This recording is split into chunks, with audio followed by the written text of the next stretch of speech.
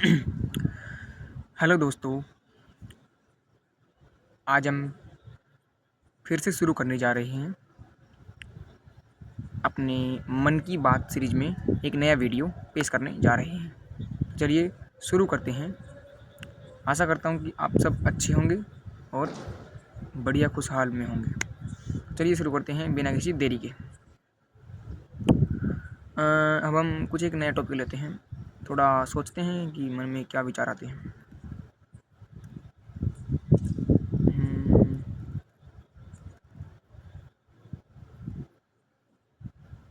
जैसे कि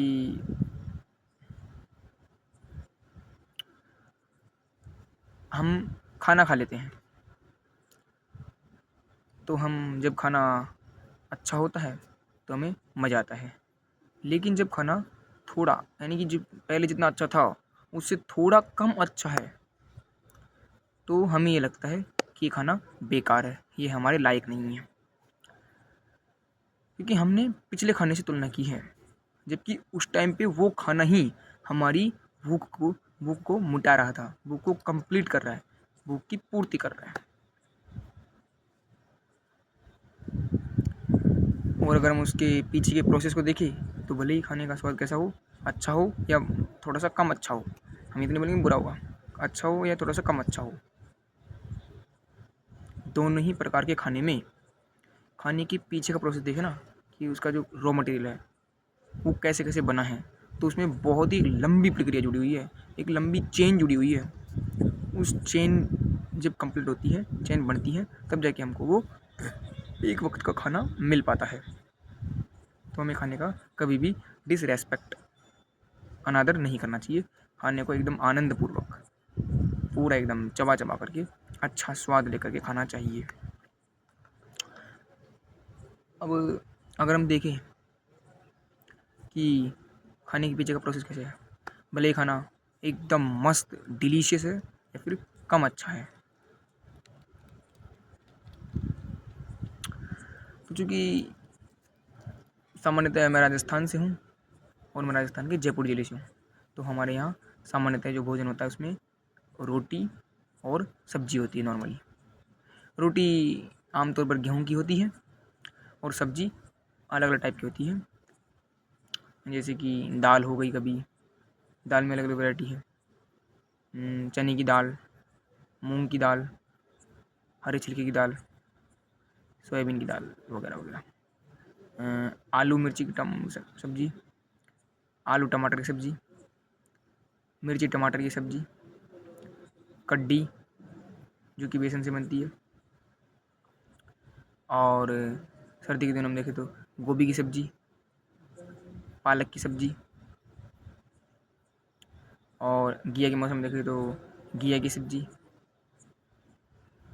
नॉर्मली यही खाई जाती है, और कभी कभार पत्थर पर सिलबट्टे पर चटनी मार लेते हैं मिर्ची की, ठीक है, ये होती है। अब जैसे कि हम रोटी बात करते हैं, तो हमने क्या किया, मतलब कि मम्मी ने घर में रोटी बना दी और बना के रख दी, हमने उस रोटी को लिया, प्लेट में रखा और सभी हमने खा लिया। लेकिन उस रोटी बनने के पीछे कितना बड़ा प्रोसेस है, एक लंबी चेन बन रही है। हम उस चेन को देखते हैं ना, तो चूँकि रोटी कैसे बनी है, सिंपल देखना तो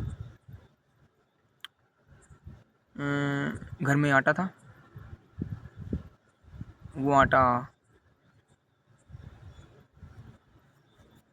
को मम्मी वगैरह ने छाना होगा पहले। आटे से पहले देखे तो आटा गेहूँ से बना है।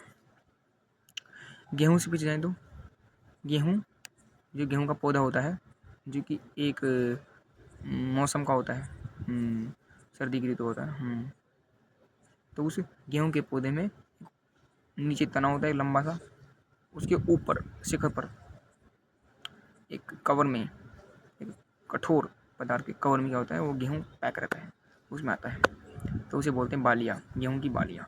तो उन गेहूँ की बालियों में वो गेहूँ का बीज जिसे हम पिसवाते हैं वो आता है, वहाँ से हमें गेहूँ प्राप्त होता है। तो अब उससे पीछे प्रोसेस देखें तो गेहूँ के बीज बाज़ार में मिलते हैं। किसान परिवार, किसान भाई उस गेहूँ के बीज को उचित मौसम में, सर्दी के मौसम में, दिवाली के आसपास अपने खेतों में लगा देते हैं, बो देते हैं ट्रैक्टर की सहायता से, हल की सहायता से बो दिया। बो देने के बाद उनको पानी देते हैं और पूरे 5, 6, 7 महीने उसकी एकदम बढ़िया रखवाली करते हैं। टाइम टाइम पानी देते हैं, कीड़े न लगे तो उसके लिए थोड़ा दवाई वगैरह देते हैं, जिससे कि वो पादप तैयार होता है। वो धीरे धीरे पौधे से लेकर के अपना एक जो उचित आकार है वो लेता है। उसमें उस पौधे के ऊपर शिखर पर एक कठोर आवरण के अंदर, कड़क सा आवरण होता है, उस आवरण के अंदर गेहूं की बालियों के अंदर गेहूं लगा होता है। हाँ, जब वो हरे पादप से थोड़ा सा सूख जाता है यानी कि पक जाता है, तब हम उसको पहले कटाई करवाते हैं। या तो अगर कम मात्रा में है तो खुद ही काट लेते हैं, और अगर बड़ी मात्रा में है तो मजदूर वगैरह लगवा के काट लेते हैं। कटवाने के बाद गेहूं की पूलियाँ होती है। अब पूलियाँ क्या हैं तो सिंपल थोड़ी थोड़ी मात्रा में एक साथ गोल गोल ढेर को रस्सी से आपस में गोल बांध लेते हैं, उनको पूलियाँ बोलते हैं। पूलियाँ काट ली। अब उन गेहूं की बालियों से गेहूं निकालना है, तो हम उन पूलियों को थ्रेशर मशीन के अंदर देते हैं। जब थ्रेशर मशीन के अंदर देते हैं तो जो गेहूं की बालियों से गेहूं है वो अलग हो जाता है।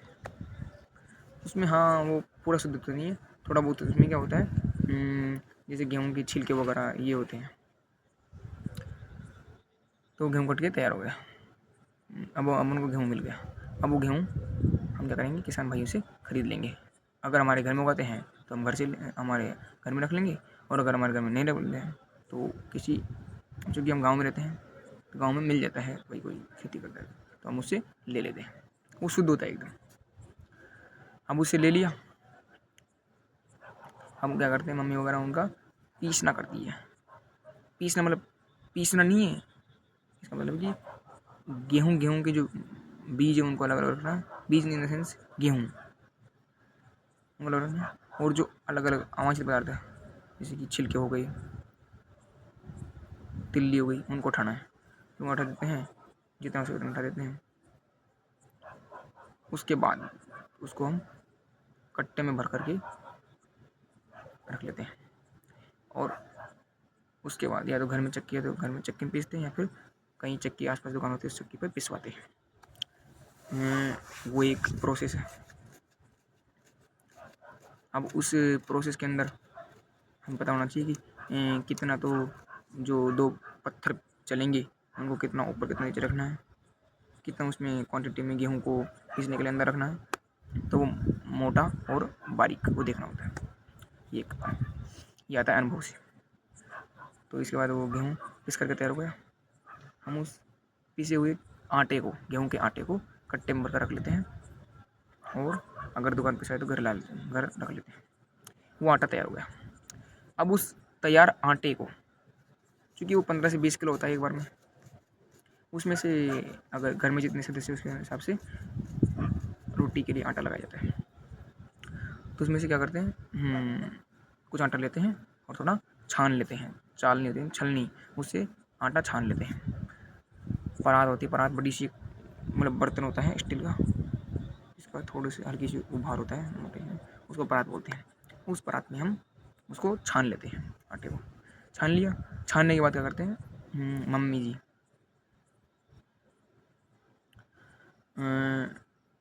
उस आटे को उसमें थोड़ा मात्रा अनुसार, उचित मात्रा के अनुसार पानी डालती है, थोड़ा नमक डालती है, और उसे हाथों से ऐसे करके गूंथती है, एकदम बार बार गूंथती है। और बहुत देर तक गूंथने के बाद जब वो दिख जाता है कि भाई हाँ रोटी बेलने के लिए आटा पानी के साथ मिल गया है, तब उसको कुछ देर के लिए हवा में छोड़ देती है, कपड़ा ऊपर डाल करके। ये काम हो गया। अब उस आटे को परात में ले जा करके चूल्हे के पास ले जाते हैं। चूल्हे में लकड़ियाँ जलाते हैं और चूल्हे के ऊपर तवा रख देते हैं। अब चूँकि आटा लगा हुआ है, उसको क्या करेंगे, एक रोटी के हिसाब से सासा गोल गोल बनाएंगे, और उसको पत्थर या जो चकला होता है ना उस पर रखेंगे, और उसको थोड़ा दबा देंगे। दबाने के बाद बेलन की सहायता से उसे उसे बेलन की सहायता से रोटी के शेप में, गोल गोल शेप में क्या करेंगे, उसे मतलब कि पतला कर देंगे। पतला करने के बाद उसको पत्थर से उठा करके तवे पर रख देंगे और जितनी जो आँच चाहिए ना लकड़ी आग की, उस आँच पर उसको पकाएंगे।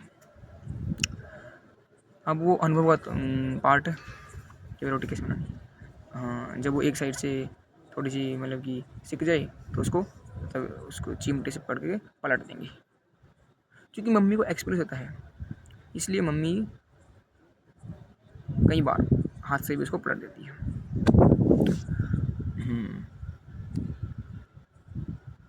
फिर दूसरी साइड से सिक गया तब उसको उतार लेते हैं और जो चूल्हे का नीचे वाला पार्ट है जिसमें आग एकदम दिखती है वहाँ पर उसको रख देते हैं। थोड़ी देर में वो वहाँ रखने के बाद फूल जाती है, उसको उतार लेते हैं और ये रोटी बनने की तैयार हो गई है। ये इतनी एक लंबी एक चेन बनी हुई है, पूरा एकदम प्रोसेस है। इतनी प्रक्रियाओं के गुजरने के बाद हमें वो एक रोटी तैयार मिल गई है। हम उस रोटी का 1 ही मिनट में बिना कुछ सोचे समझे अनादर कर देते हैं, तो हमें नहीं करना चाहिए। हम उस तैयार रोटी को खाते हैं तो हमें उस भोजन का एकदम उस समय के लिए थैंकफुल करना चाहिए कि उस समय वही रोटी हमारी भूख को मिटा रही है, शांत कर रही है। ये तो हुआ रोटी का प्रोसेस, वो भी गेहूं की रोटी। बाकी रोटियाँ वो टाइप की होती है जैसे कि गेहूं की हो गई, बाजरे की रोटी, मक्के की रोटी, मिक्स की रोटी और सब्जियाँ। बाकी बात हम नेक्स्ट वीडियो में करेंगे। अभी के लिए आपका धन्यवाद।